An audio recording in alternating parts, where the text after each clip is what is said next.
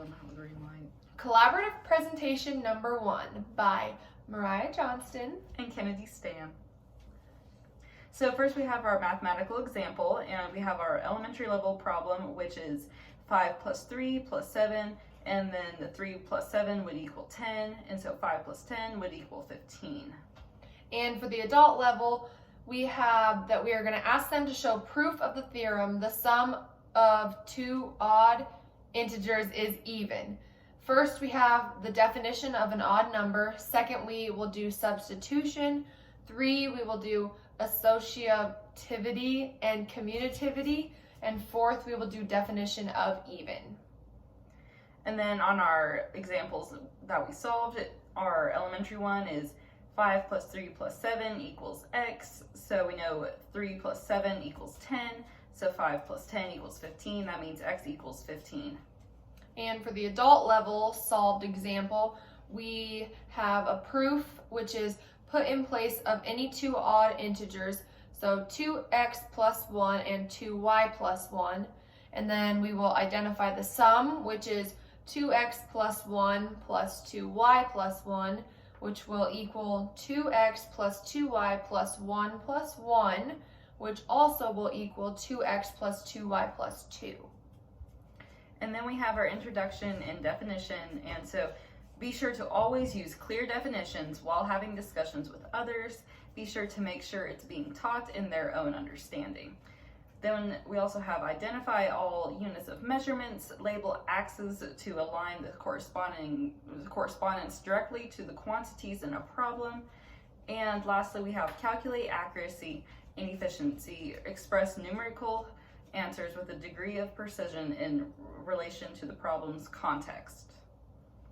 So next we're going to talk about our SIOP model, which is Sheltered Instruction Observation Protocol. So it goes preparation, building background, comprehensive input, strategies, interaction, practice application, lesson delivery, and reviewing, and then the assessment. So for lesson preparation, it's going to be we're going to have content objectives, which are clearly defined, displayed, and reviewed with our students. Then we will also have language objectives, which are also clearly defined, displayed, and reviewed with students. Content concepts, which are going to be appropriate for the age level and for the educational background level of our students. Next, we'll have supplementary models, which are used to a high degree, making the lesson clear and meaningful. For example, we would do computer programs, graphs, models, and any kind of visual.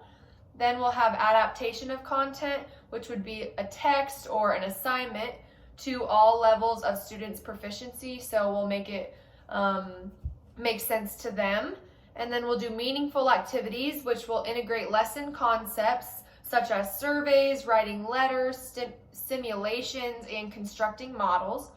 We'll do that with language practice, opportunities for reading, writing, listening, and speaking.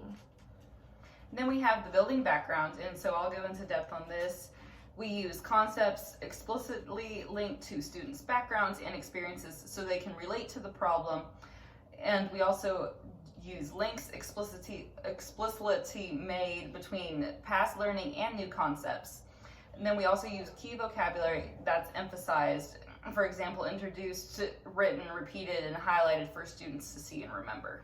Next, we will have a comprehensible input, which would mean speech is appropriate for our students' proficiency level. So we don't want to talk to them in a level that would be too high for them to understand. We really want to be on their level. So if I'm in a kindergarten classroom, we definitely want to be not dumbing it down, but kind of like dumbing it down for our kindergarten students to understand. Because if we teach our kindergarten students at the same level that we would teach our 5th grade students, it would go right over their head. They wouldn't have any way of their little brains putting 2 and 2 together. We would do clear explanation of academic tasks to make it very obvious for them what is needing to happen. And then we'll do also a variety of different techniques which are used to make concepts clearer for people who everybody learns differently. So that will be really good to have a variety of different ways.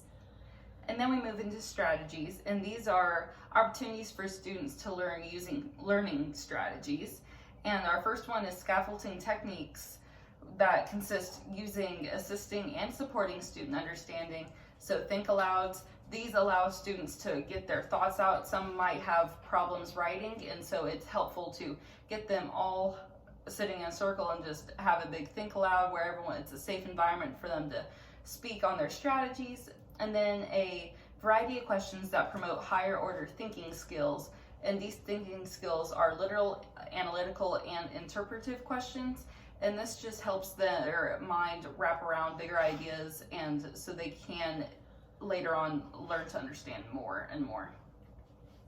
So next we have interaction, which is going to be frequent. We need to have frequent opportunities for interaction and discussion between teachers and students, among students, and this is just going to help encourage elaborate responses about lesson concepts rather than just lecturing our students and them not really having any way to apply it to something. So if we give them a time to interact and do group projects, then that can really help them to understand the problems that we're working on and the lessons that we're working on and make it stick in their brains. We'll also do grouping configurations, which would just support our content and language objectives of the lesson.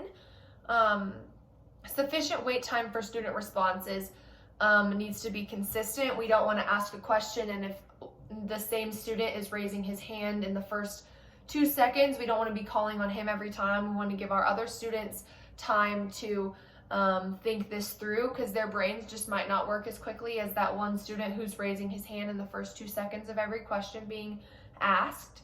And then we want to have plenty of opportunities for students to clarify key concepts, whether that's with a peer or like an aide, or also just on text, like just writing it out. And then we have the practice application. This is hands-on material and or manipulatives that students can use to practice using the new content knowledge. And this just gives them to see it in a better way through toys and things that they will enjoy working with. And then we, us as teachers, need to make activities for students to apply content and language knowledge in the classroom. And we also need to make activities to integrate all language skills with reading, writing, listening, and speaking.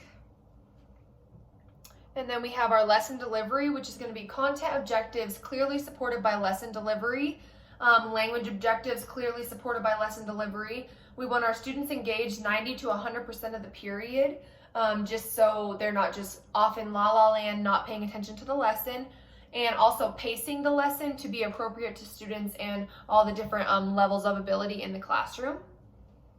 And then lastly, we have review and assessment.